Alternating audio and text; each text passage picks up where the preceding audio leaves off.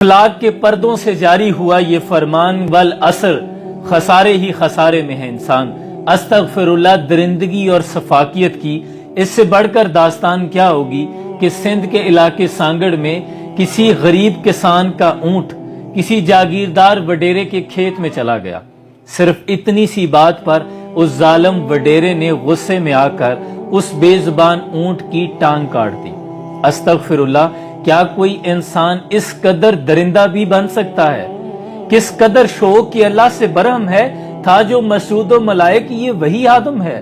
اور آج قوم سمود کا واقعہ یاد آیا جب انہوں نے حضرت صالح علیہ السلام کی اونٹنی کی ٹانگیں کاٹ دی۔ اور یاد رکھیں، اس اونٹنی کے قاتل صرف 4 تھے، لیکن پوری قوم پر عذاب آ گیا تھا۔ جانتے ہیں کیوں؟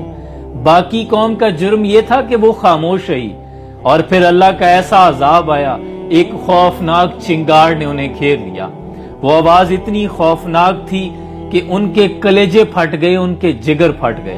اور آج اس اونٹ کی بلبلاتے ہوئے بھی تھوڑی دیر پہلے ویڈیو دیکھی، یقین مانے کہ روح کانپ گئی، جس طرح وہ اپنے رب کے حضور اپنی روداد، اپنا درد بیان کر رہا تھا۔ لیکن کیا پاکستان میں عدل کا یہ معیار ہے کہ ان جاگیرداروں وڈیروں کو کٹہرے میں لا کھڑا کرے؟